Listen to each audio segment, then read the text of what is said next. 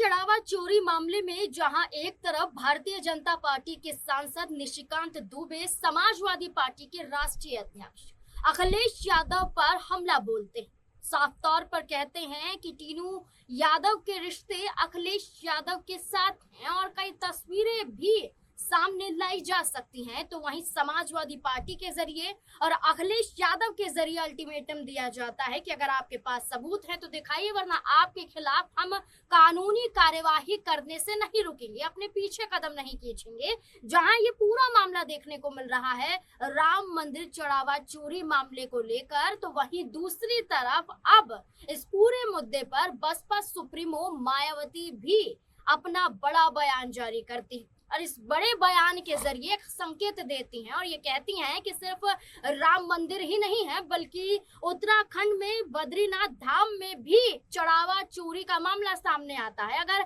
ऐसी ही गड़बड़ियां देखी जाएंगी तो कैसे विश्वास किया जाएगा, आस्था के नाम पर ऐसे ही खिलवाड़ किया जाएगा और जनता को गुमराह किया जाएगा तो कब तक चलेगा। तो उन्होंने कहा कि सही तरीके से जांच होनी चाहिए। और जांच की बात करें तो एसआईटी की टीम जो जांच करती है जिसमें लापरवाही की बात तो कही जाती है, साथ ही साथ ये कहा जाता है कि सीसीटीवी फुटेज के जरिए जो सामने आया है वो ये बताता है कि लगभग 40 दिन के अंदर 70 बार चोरी की गई है और इस चोरी में सबसे बड़ा नाम अविनाश शुक्ला और मनीष यादव का आता है। मनीष यादव वो हैं जो टीनू यादव के भतीजे हैं और टीनू यादव चंपत राय के ड्राइवर करीबी भी माने जाते हैं, ड्राइवर भी माने जाते हैं और इस ट्रस्ट में एक बड़ी जिम्मेदारी भी उन्हें सौंपी गई है। और साथ ही साथ आप ये भी जान जाएं कि जो दान पात्र हैं उनकी चाबियां भी इन्हीं के पास मौजूद होती थी,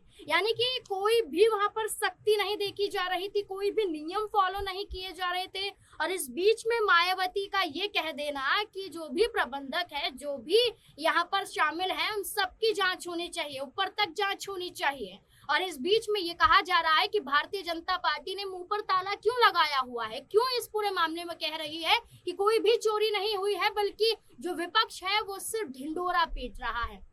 इसी मुद्दे पर चर्चा करेंगे और तमाम बयानों को लेकर चर्चा करेंगे। हमारे साथ हमारे वरिष्ठ सहयोगी अमन जी मौजूद हैं।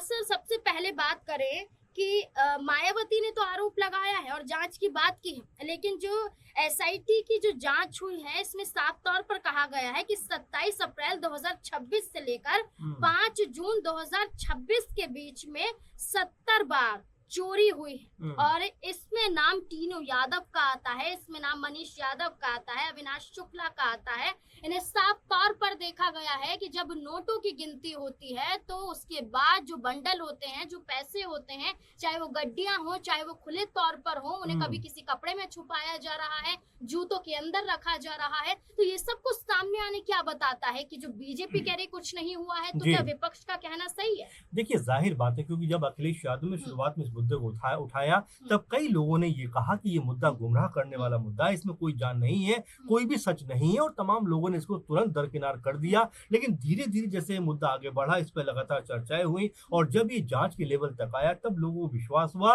कि वाकई में राम मंदिर ट्रस्ट के अंदर कोई बड़ी घपलेबाजी चल रही है। और फिर जब खबर निकल कर सामने आती है, जो बात आप भी रखते हैं कि कई लाख रुपए का गबन रोजाना किया जा रहा था, यहाँ तक कि सिर्फ नोट नहीं, सिर्फ सिक्के नहीं, बल्कि चांदी, सोने और इस तरह के जो बेशकीमती आभूषण होते हैं, लोग अपनी श्रद्धा के अनुसार चढ़ाते हैं, उनका भी कोई लेखा जोखा नहीं। बल्कि कई लोगों ने तो यहाँ तक कहा कि हमने सोने चांदी की तमाम महंगी महंगी जो आभूषण होते हैं वो यहाँ पर चढ़ाए, तमाम धातुएं चढ़ाई, लेकिन उनका कोई पता नहीं है। और इसी बात को लेकर एसआईटी जब गठित होती है, बहुत से लोगों से पूछताछ होती है, उसमें तमाम जो लोग हैं वो कानून के शिकंजे में भी आते हैं। अब यहाँ पर चंपत राय का इस्तीफा भी हुआ है, जो महासचिव थे जो राम मंदिर ट्रस्ट के, तो उनके ऊपर भी तमाम सारे सवाल थे कि आखिर उनकी मौजूदगी में और उनकी निगरानी में इतना बड़ा घोटाला कैसे हो जाता। जो लोग श्रद्धा के नाम पर अपनी जेबों से रुपए निकालते हैं, पैसे निकालते हैं और जो है मंदिर के लिए अर्पण करते हैं, तो आखिर उस पैसे का इस तरह से गलत इस्तेमाल कैसे हो सकता है। और ये जो मुद्दा है अब लगातार चर्चाओं का विषय बनता चला जा रहा है। और इस तरह से क्योंकि जो आपने मायावती जी का जिक्र किया कि कई मंदिरों में इस तरह की ये जो है हेर-फेर किए जाते हैं। आखिर जब सबको पता था, सबको मालूम था तो ये चुप्पी क्यों साधी गई? और जब अखिलेश यादव ने ये बात कही तो उनका समर्थन उस वक़्त मायावती जी ने क्यों नहीं दिया? तो इस तरह की तमाम सारी बातें जो है वो अब खुलकर सामने आती हैं और आप ये भी देखिए कि ब्रजभूषण शरण सिंह एक बड़े लेवल के नेता हैं, वो भी ये कहते हुए दिखाई पड़े कि भई हम सब कुछ जानते हैं, हमें सब कुछ पता है, लेकिन अगर हमने नाम ले दिया तो कहीं न कहीं हमारी जान को खतरा हो सकता है। धीरेन्द्र शास्त्री जो बाबा बागेश्वर के नाम से मशहूर हैं, फेमस हैं, लोकप्रिय हैं और चमत्कारिक रूप से उनको कहा जाता है कि वो सबकी पर्ची निकाल लेते हैं। लेकिन जब उन्होंने ये बात कही कि अगर मैंने नामों का खुलासा कर दिया तो मैं भी कहीं न कहीं मुश्किलों में फँस जाऊँगा, तब तमाम लोगों ने ये बात कही और आज़ाद ने भी ये बात कही कि जब आपको ये सब नाम पता है, तो आखिर आपने इन नामों का खुलासा क्यों नहीं किया? बल्कि आज़ाद तो यहाँ तक कहते हुए नज़र आए कि चमत्कार करने वाले आखिर उन लोगों की पर्ची क्यों नहीं निकाल पाए, जो राम के नाम पर लूट कर रहे थे। तो ये बड़ा स्पष्ट हो जाता है कि अखिलेश यादव के बाद में ये मुद्दा उछला और अब जाकर मायावती जी को याद आई है कि इस मुद्दे पे अपनी बात भी रखनी है क्योंकि महीनों से ये मामला चल रहा है और अब जब चंपत राय का लगभग इस्तीफा हो गया है, हालांकि ये भी खबर है कि वो अभी सदस्य बने रहेंगे ट्रस्ट के, लेकिन उनका जो पद है वो उनसे वापस ले लिया गया है। तो आप समझ सकते हैं कि इस मामले में कितनी गहराई है और ये मामला कहां तक पहुंचा हुआ है, क्योंकि चाहे ब्रजभूषण हो, चाहे धीरेन्द्र शास्त्री हो, सभी लोगों ने ये बात कही कि ये जो मामला है बहुत ऊपर तक का है। अगर हमने नाम लिया तो मुश्किलों में फंसते हुए दिखाई पड़ेंगे। बिल्कुल चंपत राय का इस्तीफा स्वीकार कर लिया जाता है, मंजूर कर लिया जाता है और इसके बाद ये देखा जाता है कि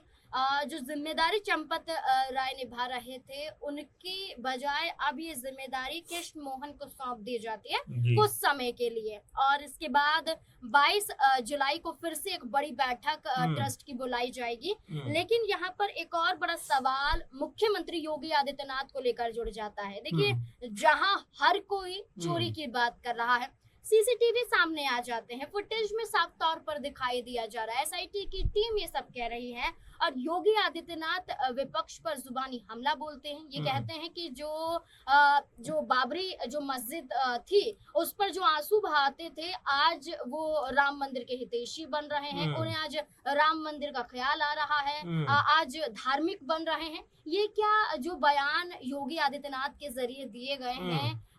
मुख्यमंत्री होने के नाते क्या ये बयान उन्हें शोभा देते हैं? देखिए, पहली बात तो ये है कि मुख्यमंत्री होने के नाते तो वाकई में इस तरह की बात को नहीं करना चाहिए, लेकिन योगी जी ने लगातार इसके ऊपर तत्परता दिखाते हुए एसआईटी का गठन भी किया और जब अयोध्या में आते हैं तब वहां पर उनके मंच पे चंपत राय हों या फिर और दूसरे जो लोग थे इसमें शामिल, वो कोई भी दिखाई नहीं पड़ा क्योंकि उन्होंने सख्त तौर पर ये कहा था कि जिन जिन के नाम भी इस पूरे मामले के अंदर आए हैं वो मेरे मंच पे नजर नहीं आने चाहिए। तो कठोर फैसला तो उन्होंने भी किया है, लेकिन चूंकि उनको इस मसले पे कोई ना कोई ओपिनियन रखनी है और अपना पक्ष मजबूत करना, इसलिए उन्होंने यहाँ पर अखिलेश यादव के ऊपर भी निशाना साधा है और तमाम लोगों को भी निशाना साधा है जो लगातार सवाल उठा रहे हैं। लेकिन देखिए अब लगभग ये कंफर्म होता हुआ दिखाई पड़ता है क्योंकि पैसे की रिकवरी भी कहीं ना कहीं नाजबीन हुई। इसमें बताया जा रहा है कि तकरीबन 70-80 लाख रुपए की रिकवरी हुई है, बहुत सारे आभूषण भी जो है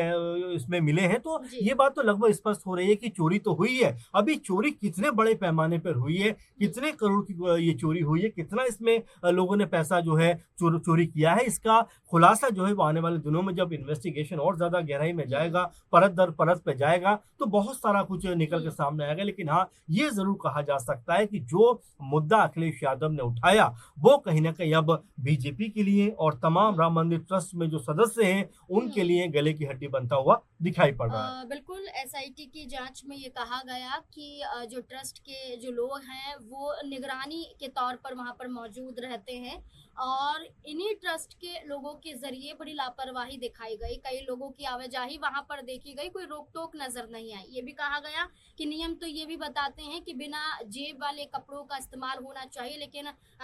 साफ तौर पर कहा गया कि कपड़ों में पैसे छुपाए जा रहे हैं, जूतों में पैसे छुपाए जा रहे हैं,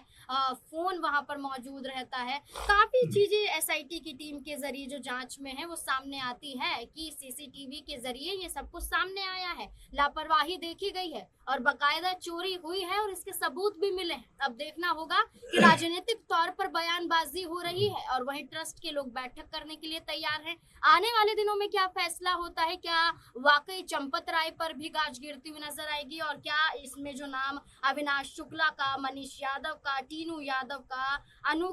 अनुकल्प मिश्रा, लव कुश मिश्रा, करुणेश पांडे, ये तमाम जो नाम दिखाई दिए जा रहे हैं, सुने जा रहे हैं, उनके चेहरे दिखाए जा रहे हैं, क्या कुछ होता है इनको लेकर? क्योंकि लगातार तो यही कहा जा रहा है कि ये बड़े चेहरे हैं, लेकिन ये भी कहा जा रहा है राजनीतिक तौर पर विपक्ष के जरिए कि इन छोटे लोगों की गिरफ्तारी हो रही है लेकिन बड़े लोगों पर शिकंजा नहीं कसा जा रहा। अब देखना होगा कि क्या होगा इस पूरे मुद्दे को लेकर। आपको क्या लगता है? अपनी राय कमेंट सेक्शन में जरूर।